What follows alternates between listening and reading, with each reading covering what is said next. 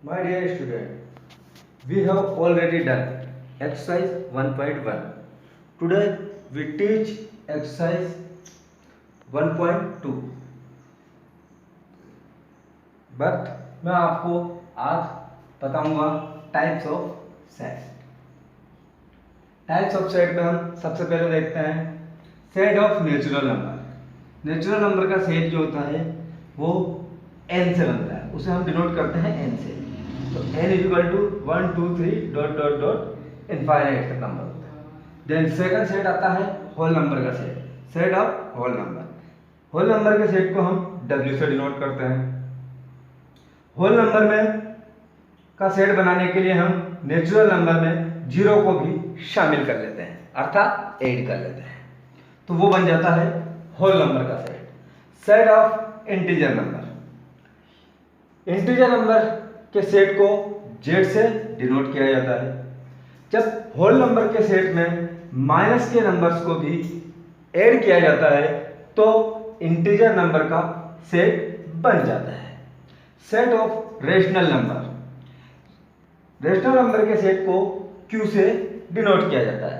Rational number होते हैं जो a अपॉन b की फॉर्म में होते हैं, वो सभी क्या कहलाते हैं? Rational number. Set of irrational number. वो नंबर जो रेशनल नहीं होते वो क्या कहलाते हैं? Irrational number. इरेशनल नंबर के अंदर जो नंबर आते हैं वो है 2 पे पावर 1/3, यानी कि इसकी पावर का है वो फ्रैक्शंस में, रूट वाले नंबर e पाई etc। इस सेट्स को बोला जाता है रेशनल नंबर का सेट, जब इस तरीके के नंबर इस सेट में आ जाते हैं। अगला आता है set of real number. Real number का सेट r से डिनोट किया जाता है, और रियल नंबर इसको बोलते हैं वास्तविक संख्याएं। तो इसमें सभी नंबर्स के सेट जो हमने ऊपर देखे हैं वो सभी शामिल हो जाते हैं, तो वो कहलाता है सेट ऑफ रियल नंबर्स। 7 आता है हमारे पास set of complex number. Complex number के अंदर रियल नंबर्स के साथ साथ इमेजिनरी नंबर्स भी आ जाते हैं। तो जब रियल नंबर और इमेजिनरी नंबर से जो नया नंबर बनता है उसको कहते हैं हम कॉम्प्लेक्स नंबर। एम्प्टी सेट, ऐसा सेट जिसके अंदर कोई एलिमेंट नहीं हो वो कहलाता है empty set. Example a is equal to x 1। x जो है वो कहां से कहां तक है? 1 से लेकर के 2 तक। x 1 से तो बड़ा है और 2 से छोटा है। x is a natural number. तो यहाँ x क्या है? यहाँ a क्या है? एम्प्टी सेट, क्योंकि नेचुरल नंबर के अंदर या तो 1 ही आता है या 2 ही आता है, उसके बीच के नंबर नहीं आते हैं। Infinite set, a set which is empty और consist of a definite number of element is called finite, otherwise the set is called infinite। it means ऐसा सेट जिसमें जो या तो एम्प्टी सेट हो या जिसके अंदर नंबर ऑफ एलिमेंट काउंट किए जा सकते हो वो कहलाएगा फाइनाइट सेट। अगर सेट एम्प्टी नहीं हो और उसके अंदर नंबर ऑफ एलिमेंट्स गिने नहीं जा सकते हो तो वो कहलाएगा infinite set. Example, let w be set of the day of the week. सप्ताह के दिनों का जो सेट है उसमें हम सप्ताह के दिन काउंट कर सकते हैं, अतः यह कौन सा सेट होगा? Finite. a is equal to 1 2 3 4। यह कौन सा सेट होगा? Finite. Set are finite. b is equal to 1 2 3 dot dot dot. Set is infinite. क्यों? क्योंकि इसके अंदर हम नंबर ऑफ एलिमेंट काउंट नहीं कर सकते। उसके बाद आता है equal set. Equal set, two set a and b are said to be equal if they are have exactly the same element and we write A is equal to B. Otherwise set is unequal and we write A is not equal B. इसका मतलब यह है कि कोई भी दो set equal set कहलाएंगे यदि उनके अंदर उपस्थित एलिमेंट या मेंबर्स सेम हो और इक्वल हो।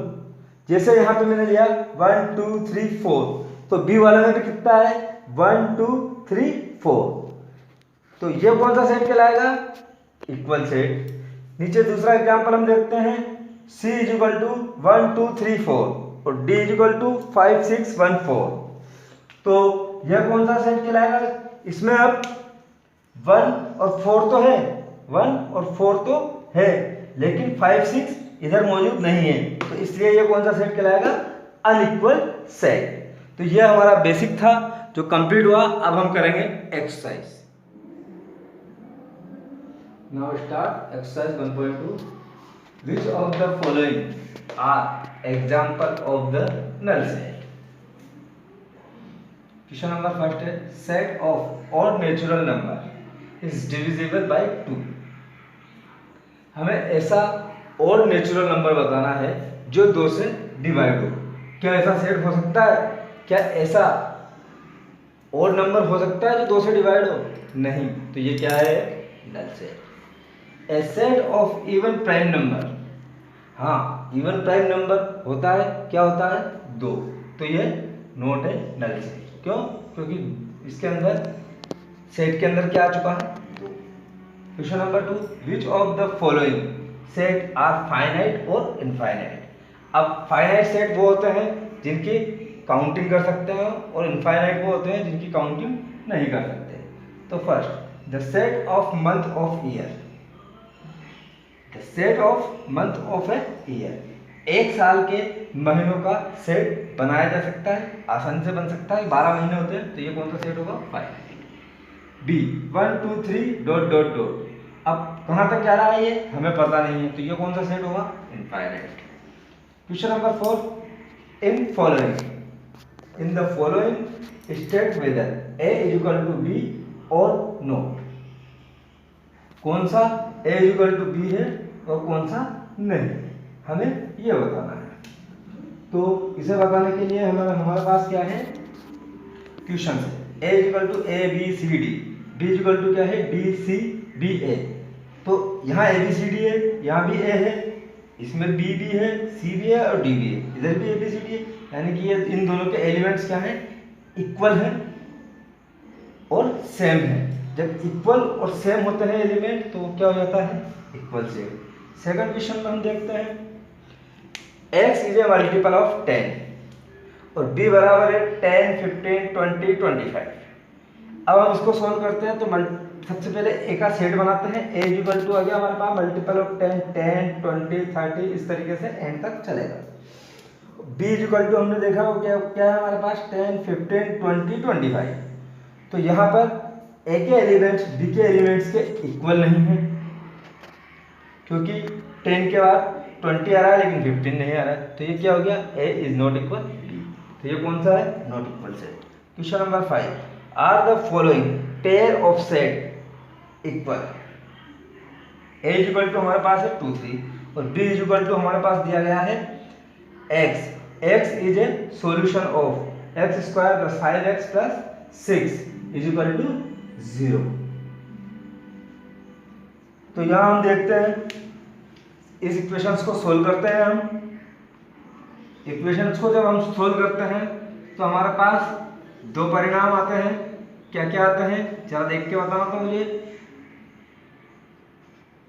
तो हमारे पास इस इक्वेशंस को सोल्व करने पे x square plus 5x plus 6 इसके जब हम फैक्टर करेंगे तो हमारे पास x की 2 वैल्यू आई। क्या क्या आई x इक्वल टू -3 और x इक्वल टू -2। तो सेट ए हमारे पास था 2 3 और सेट बी हमारे पास बना -2 और -3। क्या -2 और -3 2 और 3 के इक्वल होते हैं? नहीं। तो फिर हमारा सेट क्या होगा नॉट इक्वल।